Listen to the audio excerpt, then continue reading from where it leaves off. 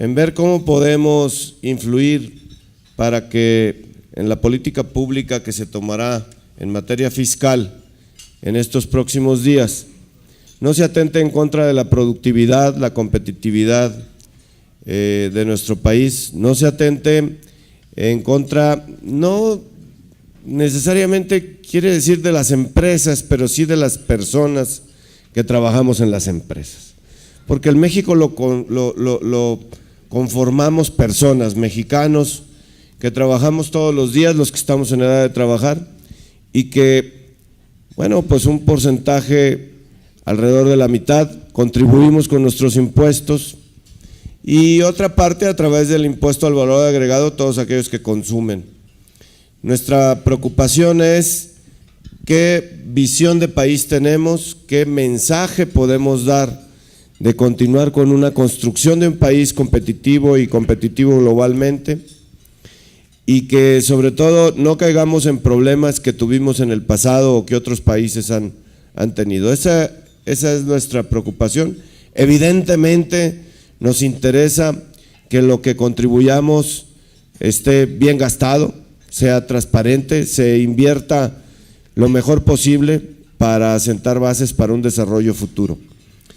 Y en estas reflexiones, pues, probablemente encontremos un camino, un punto que podamos seguir construyendo con la autoridad, con la Secretaría de Hacienda, quien es quien propone esta iniciativa de ley, y finalmente con nuestros legisladores, los legisladores de ambas cámaras, que por ellas pasará, y que finalmente ellos tienen que responder a la sociedad de donde están, ¿verdad? Quien los eligió. Y por eso, en el ánimo de compartir con nuestros socios y en el ánimo de seguir construyendo nuestra visión y nuestra propuesta, pues le agradecemos mucho a Arturo Dama, a Jonathan Heath y a Manuel Molano que hayan aceptado venir con nosotros. Y como lo dijo Paco, es una charla de mutuas reflexiones, llegaremos a conclusiones al final de la misma con preguntas y respuestas, y pues yo le cedo la palabra a los participantes en el orden que nos indican. Arturo, por favor, muchas gracias por estar con nosotros. Quiero rápidamente compartir con ustedes unos numeritos y unas reflexiones en torno a lo que yo llamo la reforma tributaria perfecta, y perfecta entre comillas, y ahorita voy a explicar por qué.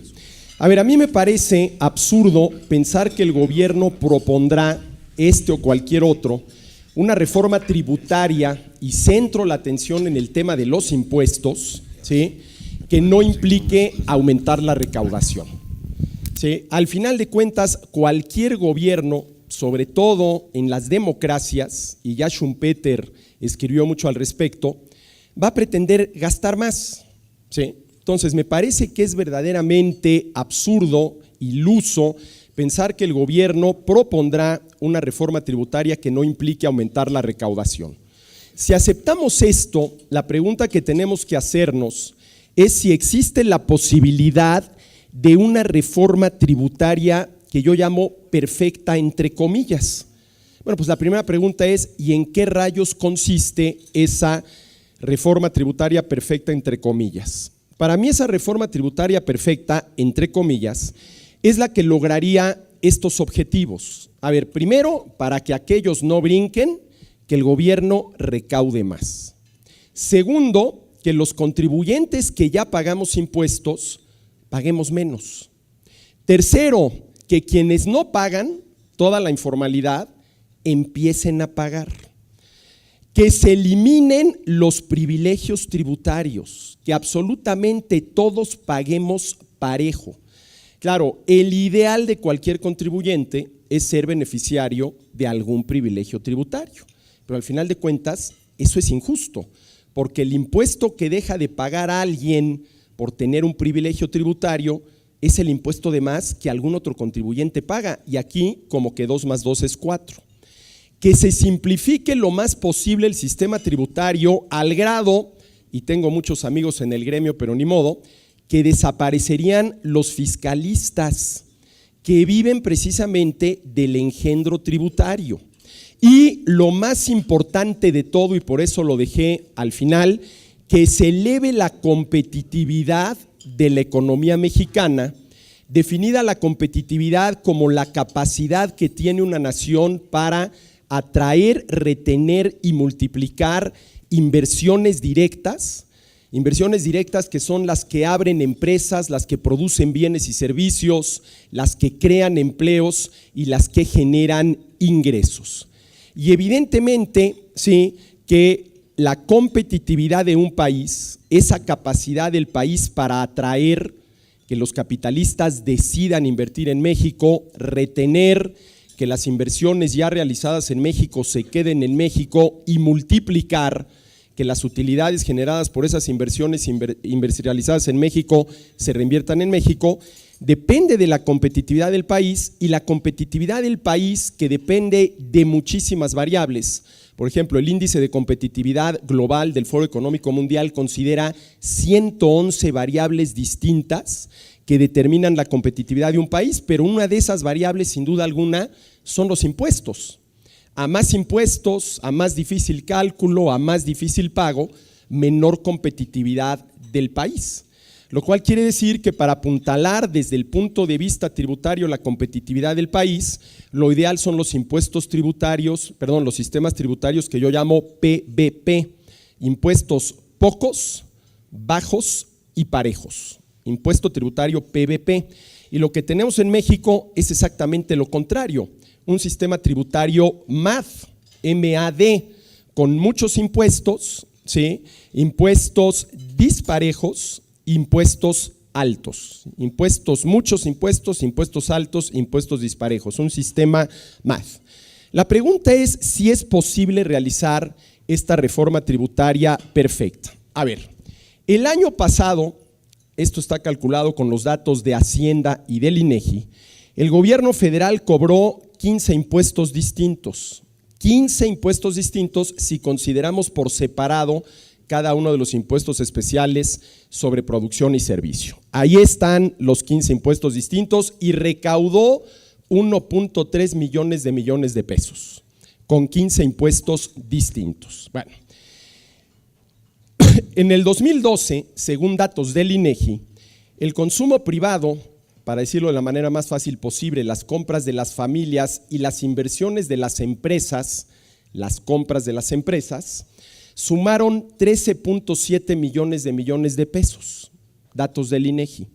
De tal manera que con un impuesto único a las compras, ojo, no es un IVA, el IVA tiene otra mecánica. Aquí es un impuesto a las compras. Cada vez que alguien, persona física o moral, compre algo, paga el impuesto. Con un impuesto único a las compras de todos y de todo, incluidas ahí medicinas y alimentos, todo, ¿sí? Del 9.6% se hubiera recaudado lo mismo que se recaudó con los 15 impuestos ya mencionados. Bueno, ya vemos por qué lo que estamos padeciendo es un verdadero engendro tributario, que no tiene ni pies ni cabezas. ¿Sí? El sistema tributario mexicano se fue armando a lo largo del tiempo a partir de la filosofía de por qué hacer las cosas fáciles si se pueden hacer difíciles. Y el engendro tributario sigue, y lo que pretende la reforma propuesta por Videgaray y Peña es que siga. Y déjenme abrir un paréntesis y poner un ejemplo de esto porque es verdaderamente increíble. Entre las propuestas está que se empiece a gravar con un IVA del 16% a los espectáculos, menos al teatro y al circo. Bueno, a ver, ¿a quién se le ocurren estas ideas? A ver, acéptenme que el teatro es un tipo de espectáculo elitista para gente rica y que el circo, salvo el Cirque du Soleil, pues es un espectáculo popular para gente pobre. Vamos a ponerlo así en términos muy sencillos. Entonces, lo que pretende la propuesta Videgaray Peña Nieto es que se le cobre el 16% a los que van al cine, a los que van a los conciertos, a los que van a los palenques, pero no a los ricos que van al teatro ni a los pobres que van al circo. ¿A quién se le quiere volver a cargar el peso? A la clase media. fastidiada con ganas de superación, que no vamos al teatro porque es un espectáculo muy caro y tampoco vamos al circo, a la carpa de la esquina, porque ya superamos esa etapa. Bueno, a ver, ¿a quién se le ocurre esto? ¿A quién se le ocurre esto, no? El 16% a las colegiaturas. Miren, yo creo, mal pensado que soy, que eso estaba perfectamente bien platicado entre el PRI y el PAN y el PRD.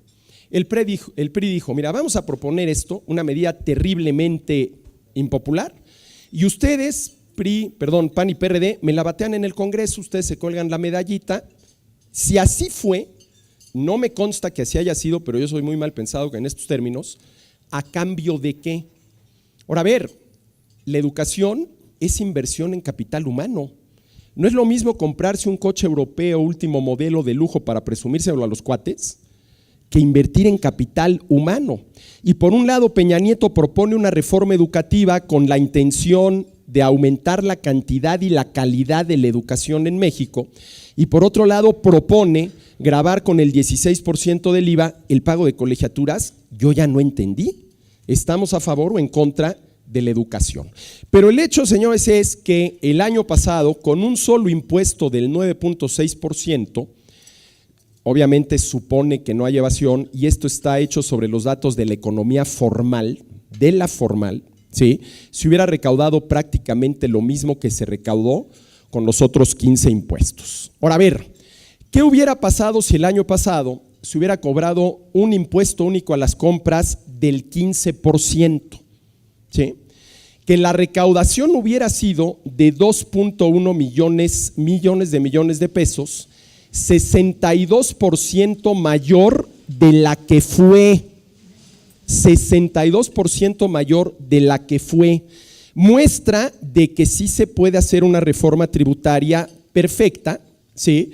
Que logre que el gobierno recaude más, que los contribuyentes paguemos menos, que quienes no pagan, paguen, porque donde está el gran boquete es en el no IVA en alimentos, ahí es donde está el gran boquete.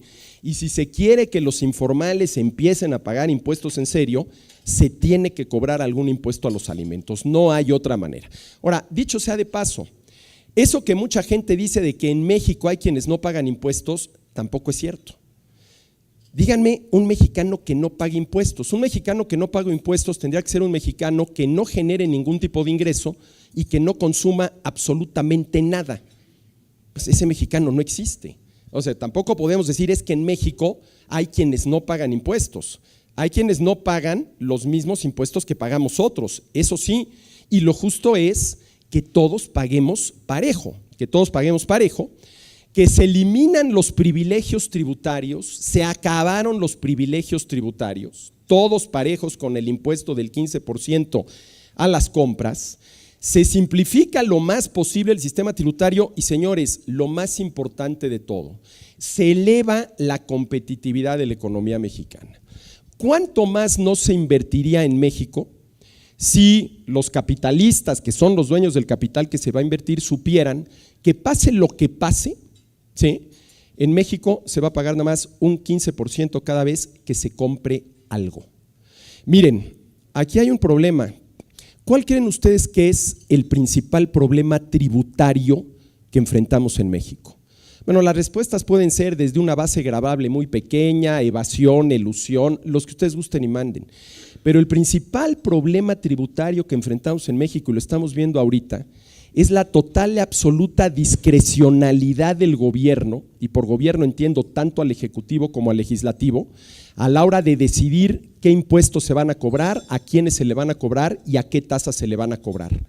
En este país basta y sobra que el Ejecutivo proponga cobrar más impuestos y que el legislador lo apruebe para que al día siguiente acabamos pagando más impuestos, lo cual quiere decir algo muy grave, que el derecho de propiedad sobre nuestros ingresos no está ni plenamente reconocido, ni puntualmente definido, ni jurídicamente garantizado. Y esto que voy a decir lo digo muy en serio, ¿cómo hemos permitido eso? Ahí tenemos a Videgaray y a Peña Nieto viendo la manera de meter más a fondo la mano en el bolsillo de los contribuyentes. Y ese poder, el poder de recaudar, de obligar al contribuyente a entregarle al recaudador parte del producto de su trabajo, es un poder que tiene que estar perfectamente bien acotado. Ahí no cabe discrecionalidad. ¿Cómo hemos permitido eso? Me dirán, es que en todos los otros países sucede más o menos lo mismo. Pues mal de muchos, consuelo de idiotas. De veras, ¿cómo hemos permitido esto? ¿Sí? Bueno, ahora bien, ¿por qué digo yo que la reforma tributaria perfecta, entre comillas, aquí ya le quité las comillas? Yo creo que la reforma tributaria perfecta, sin comillas, es la que comienza por revisar en qué, cuánto y cómo gasta el gobierno, ¿sí?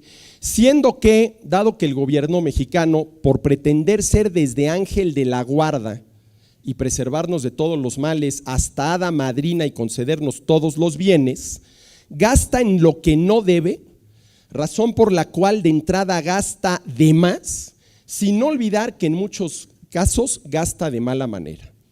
Miren, cuando se presentó la propuesta de reforma fiscal, ¿sí?, lo único que dijeron Peña Nieto y Videgaray referente al gasto fue: vamos a gastar mejor.